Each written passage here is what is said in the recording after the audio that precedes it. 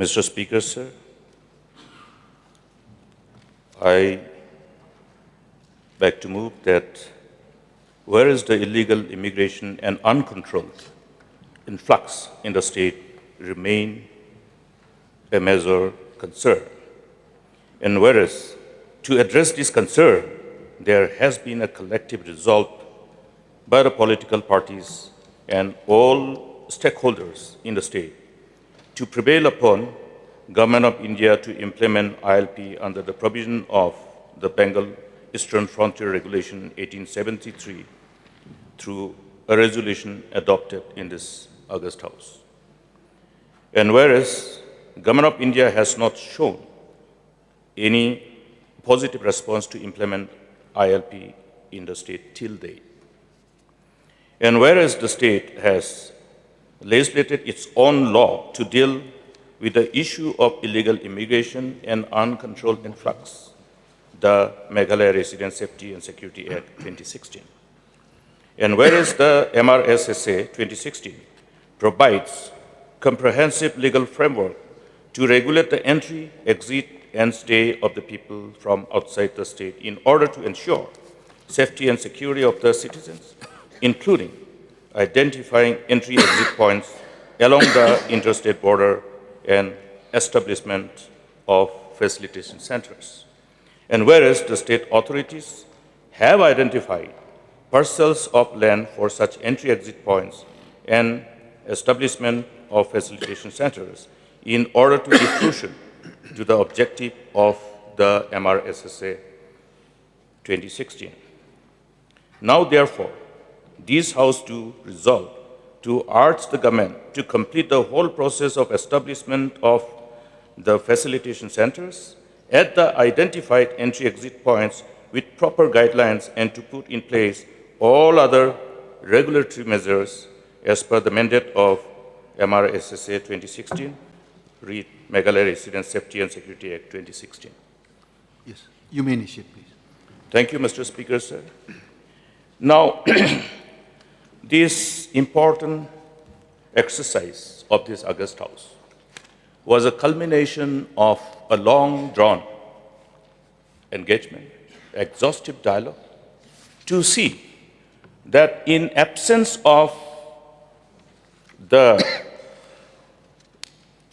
provision of ILP, which could have been otherwise implemented in the state of Meghalaya, to deal with this huge concern of illegal immigration and the uncontrolled influx.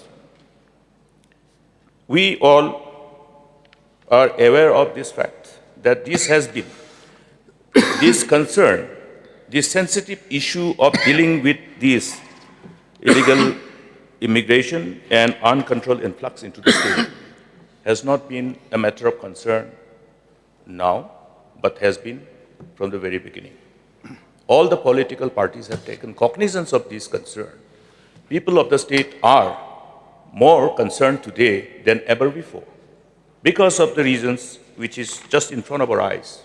The other developments which have taken place in the rest of the otherwise tribal-dominated states, where the examples which alerted our people and which actually made our people to look at shouldering collective responsibility to deal with this issue, this challenge, in the best interest of our people and the generations next.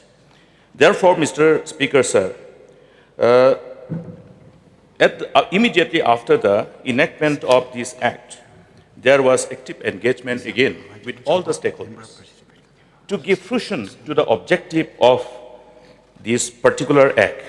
If you go by the name of the principal act, itself is reflective of the meticulous engagement and discussion amongst the stakeholders as to how, in absence of a law which is enacted by Parliament or otherwise is a law which is under the purview of Parliament, we can also have our own legislative law with the mandate of this August House to deal with this issue. There has been ceaseless demand from the people of the state to convince the government of India to implement ILP in the state. It's not something which happened just recently. It has been there for a long, long time. Therefore, there has been engagement directly or indirectly. During that time, when I had the privilege of leading the government, I did try on the sidelines to read the mind of the people who were running the government of India. In other words, the mind of government of India pertaining to agreeing to this request, this demand of the people and the state of Meghalaya. I knew fully well that it will be a tough call to actually get them to agree. I could see that it would be probably a kind of wasteful engagement, because I knew that I would not be able to convince. Therefore, in order to ensure that we as lawmakers look at the space available within the legislative mandate of this August House. Now, while enacting any law, we have to fully understand that we do not go beyond the legislative jurisdiction of the state legislature. Therefore, it was a tightrope walking. When this proposed bill was scripted with utmost exhaustive engagement for a long time with all the stakeholders, the members who represented the civil society organizations on behalf of the people, and including the political parties. It was, while we wanted to put many more other provisions to see that what we want as a replacement, as an alternative to ILP could be possible, but then legislative jurisdiction doesn't allow the state legislature to go beyond. Therefore, whatever was available within the legislative jurisdiction were incorporated in this proposed bill, and I'm grateful that all the political parties at that point of time agreed to pass this bill, to give this bill to become a law. Now, in order to implement any law which is legislated, we must come with the rule to implement the mandate of the law. This also was completed, though it is always important to understand that any law which is enacted, whether by the state legislature or the parliament, there is a space for amendment or improvement at any point of time. So also, to script and format the rules in sync, in conformity with the mandate of the law in such a manner that it doesn't conflict with the mandate of the law so enacted. Therefore, it is a responsibility of the government to look at all the spaces available in as far as the mandate of a law is concerned, and how to ensure that wherever necessary, if there is a felt necessary, nobody can stop the government from amending to give further power, or rather to reinforce its mandate to be enforced in a manner that it becomes more effective, to give fruition to the intended objective. Somehow or other, I felt that after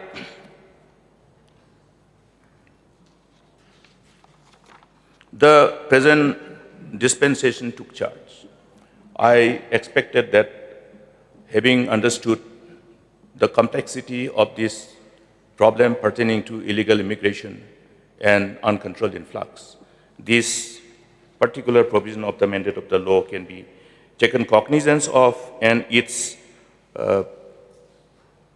application in a manner that will, to a great extent, help us to deal with this concern would be sincerely attempted.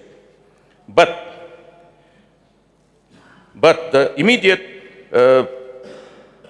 response that I could see from the present dispensation, the current dispensation, was that after 2018, the first thing that the government tried to do was to amend this act.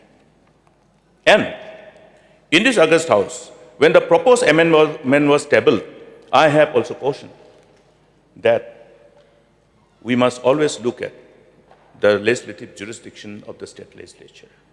The moment it crosses this jurisdiction, then the governor will not be able to give assent to the proposed piece of legislation. That is how the constitutional provision operates. We have this union list, the state list, the concurrent list. So the provision of the Constitution is very clear. We have to know where we should say, yes, this is the maximum limit that we can go, and beyond this is beyond our jurisdiction, beyond our legislative jurisdiction. But in spite of my repeated appeal, for whatever reason, amendment was pushed through. And what was the end result? The governor could not give assent. The moment any law legislated by state legislature, whether while bringing a new proposed bill for consideration or any amendment of any existing law, once it goes beyond the legislative jurisdiction, the Honorable Governor is duty-bound to go by the provision of the Constitution. That's the reason why the proposed amendment was sent to MHA for the necessary constitutional response, which requires examination of such exercise of the state legislature for legislation, whether it in respect of new law or any legislation for amending an existing law, in order to see that if it is within the legislative jurisdiction of the state legislature. The moment it goes beyond, what is the fate of the law? It comes back. Otherwise, it has to be. Therefore, my point here is, rather than giving effect to the provision of this particular act, which is an outcome of long-run engagement of all the stakeholders in the government, including all the political parties. Today, we are asking Government of India, and in absence or pending the agreement to agree to implement ILP in the state of Meghalaya, we are not protected effectively by the mandate of this law, which otherwise is available under the mandate of the law. I would be very brief in this because there are many other important issues which is tabled by honorable members of this August House. But in as far as this particular Meghalaya Resident Safety and Security Act 2016 is concerned, now yesterday, because similar issue was part of the discussion in this August House, in the first question of the day yesterday, which was pertaining to the government's new initiative to engage with Government of India to give effect to the implementation of particular law enacted by Parliament to address this concern of illegal immigration and influx. Mr. Deputy Speaker, sir, the issue of illegal immigration and uncontrolled influx, we must always look at the nomenclature. While we use this nomenclature, we also have to be very careful in how we interpret. Because the concern is keeping in mind the population structure of our Khasi, Garo, Jaintia, and our tribal people in the state of Meghalaya. How any uncontrolled entry of people from outside and they're residing in the state. If they come as a tourist and go back, that is a different thing. But when this without the presence of any effective enforcement through the mandate of the law, we cannot regulate the stay of people. Then we don't even know who is staying in our own neighborhood. We have been confronted with such kind of surprises in the past. Sometimes in the same neighborhood, we have people who are from outside who were actually wanted people, including terrorists, members of banned organizations, in some localities. We came to know only when the police ultimately raided their houses and arrested those people. This happened in Shillong, this happened in Tura. Therefore, it is this law which gives us a comprehensive, mandate of law to deal with these concerns. We are able to know who is staying, who is resident of our neighborhood. And this law also has given enough power to our traditional institutions. Traditional institutions. If you look at the mandate of this law, that it is not only the authorities under government, which we refer as the police, but also simultaneously the traditional institutions who are mandated, or rather who are empowered by the mandate of this law. In fact, we should remember that there was one particular judgment by the Honorable High Court of Meghalaya, by one of the then judge, now retired, questioning the legal validity of the hetman. Yes. And the operational part of the judgment is self-explanatory.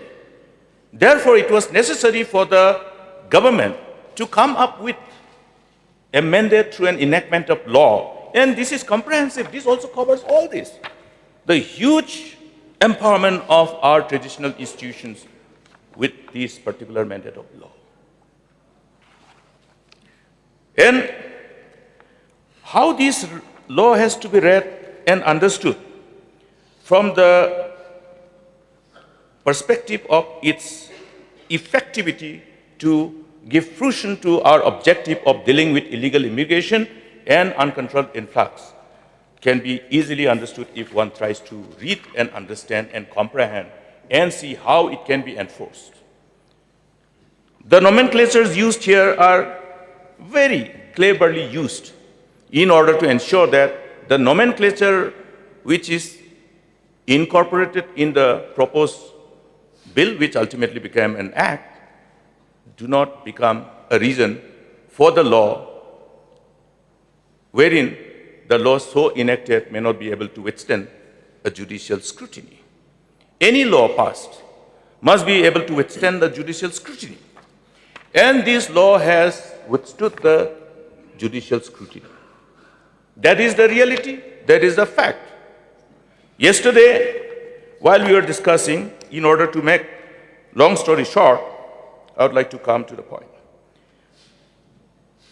There was an indication that the Honorable High Court has come up with its observation. The operational part, we have asked the government to put it on the table of the House so that the members of the August House and the people will know. What is the operational part of that judgment? Has this law been not able to withstand the scrutiny of judiciary? Now, yesterday even the issue of entry-exit point was questioned. But I would like to read the section 17 of the MRSSA 2016, which reads, section 17, subsection 1, the state government may establish facilitation centers at such places and at such locations, particularly at the entry into and exit from the state, as may be notified in the official gazette. Where is this word missing? Then subsection 2 says, the facilitation centers so established in it shall be under the general direction control of the respective district task force. And all these district task forces have been constituted prior to 2018, after the enactment of this law. And in order to give effect to this intent of this particular section and subsection of Section 17 of this Act, various other actions have been taken by the respective task force in every district. The task force, along with the involvement of members representing various civil society organizations, have identified all those possible so-called interstate entry and exit points. And based on that, lots of engagement have also taken place with the landowners, with the traditional institutions, even with the private parties who own those lands, all across North Garo Hills, all across West Garo Hills. The land, parcels of land have been already identified. The unfortunate thing is that 2018, I had to vacate the office of CM, and therefore it could not be implemented. But all those efforts of identifying the entry-exit points, wherein there was a very uphill task to even convince the people to agree to part with the parcel of land which belonged to them, which they have inherited. It was a difficult job. But keeping in mind the interests of the people and the state as a whole, they agreed to give those parcels of land, to establish those entry-exit points. Rather, to establish those facilitation centers at the entry-exit points. Whether it is in Southwest Garo Hills, whether it is in West Garo Hills, whether it is in North Garo Hills, whether it is in Jaintia Hills, whether it is in Rivoy, whether it is in other interstate borders. Lots of time and resources have been spent. This task force is headed by the respective deputy commissioners of the district. How much time has been wasted if we don't give due recognition to this endeavor and effort and the purpose, the important purpose and objective which is attached to this endeavor? Therefore, why is this law? Just look at the mandate of the law. Why is this law? It is for the benefit of the state and the people. Don't we need this facilitation center? Yes, we need. Therefore, when the issue of establishment of facilitation center was challenged by one of the petitioners, one of the citizens,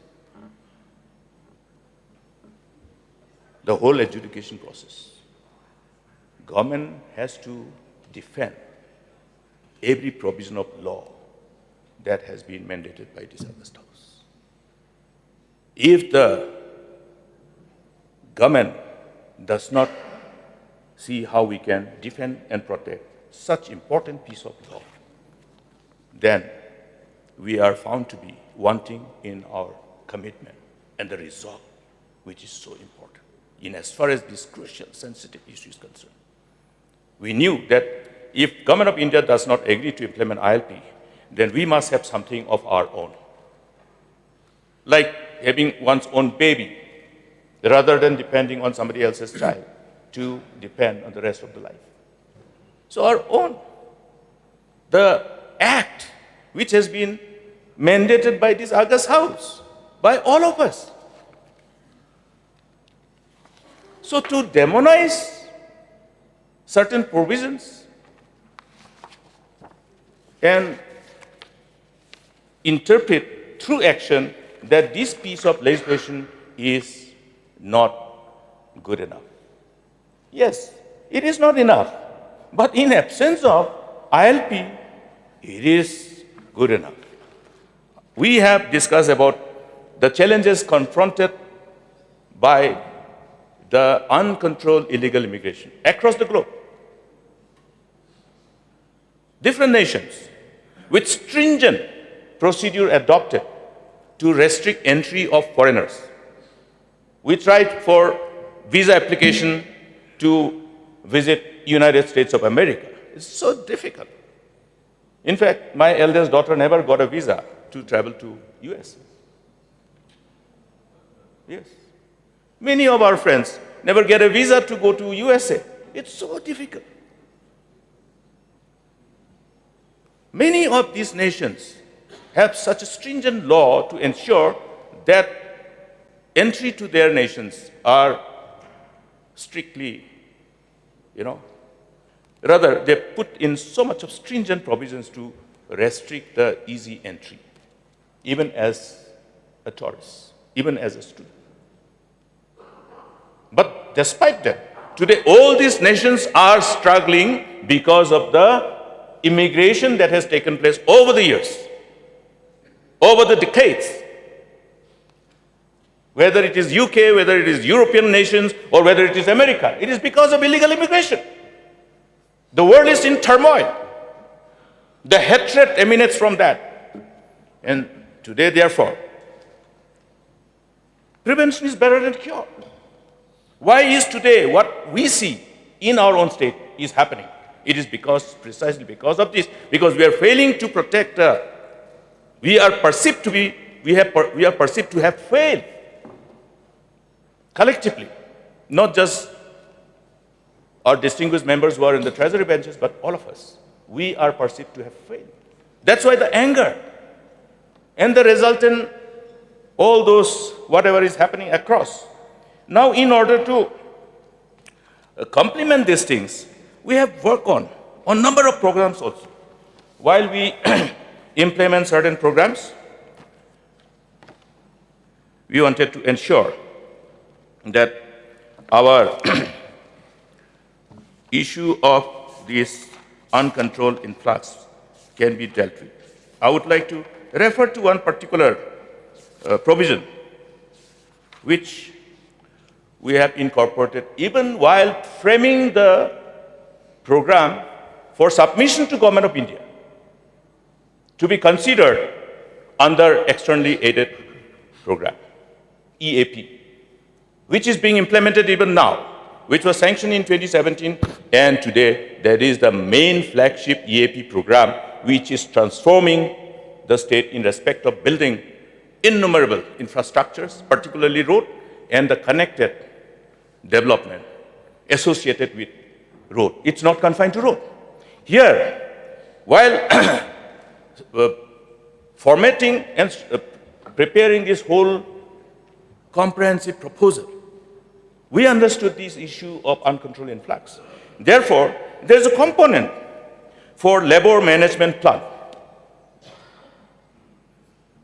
because it says that all our studies show that labor influx for construction works can lead to a variety of adverse social and environmental risks and impact, such as conflicts between the local community and the construction workers, increased risk of illicit behavior and crime, impacts on community dynamics, increased burden on and competition for public service provision, increased risk of communicable diseases and burden on local health services, gender-based violence, local inflation of prices, and increased pressure on accommodation and rent. This is part and parcel of the program under MITP. So, having referred to the mandate of the MRSSA Act 2016, I am also indicating that, yes, we require a comprehensive measures which amplify each other, complement each other, and create an enabling environment. All these provisions will be funneled together to achieve the objective. So, with this MRSSA, look at some more other measures, like while implementing the programs. Today, though this provision is there under MITP, it is not being adhered to. Go anywhere, the labors are from outside. In fact, the implementation and building of roads under this MITP is rather displacing our own labors. Therefore, these particular programs, again, therefore, there is a provision to scale up their skill, to provide all kinds of support system. Fund is integrated in this. Therefore, look at the other ways and means of doing things. But therefore, I think it is necessary that government of the day, under the leadership of a young,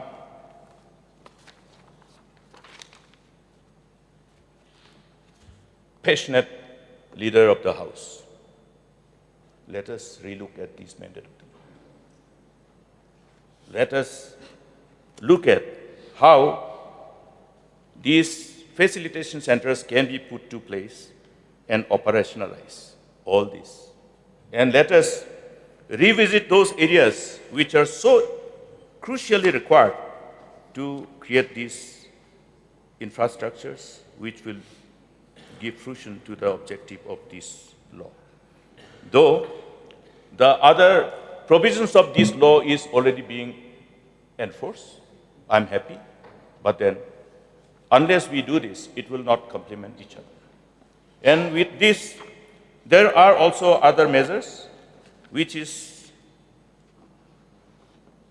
intended to give the kind of teeth to the enforcing agencies to look at all kinds of movement of people and also to look at from the security aspect of the people who travel.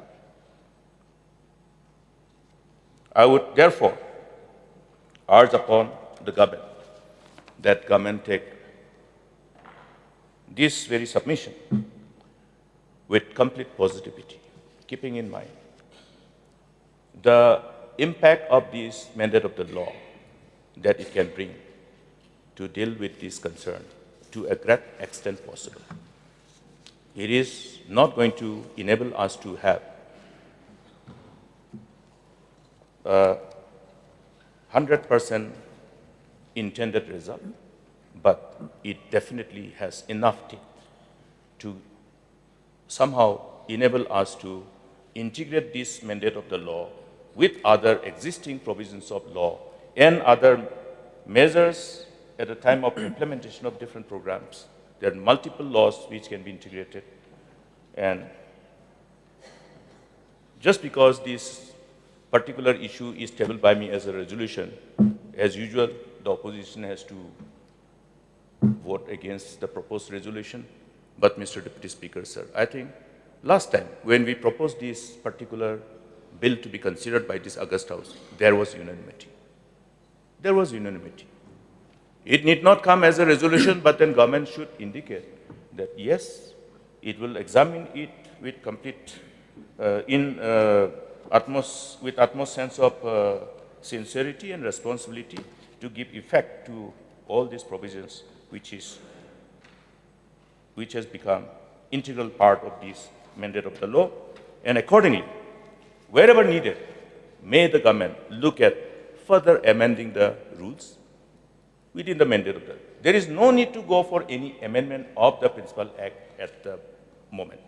But rules can be amended in a manner which can give complete framework where there will be no areas of different interpretation of the intent of every section of the law.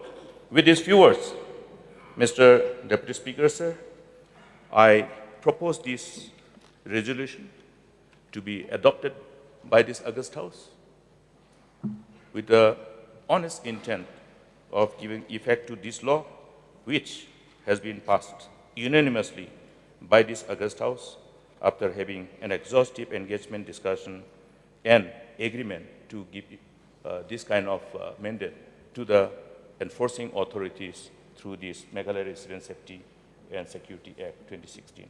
With these few submissions, Mr. Deputy Speaker, sir, I once again appeal the House to consider this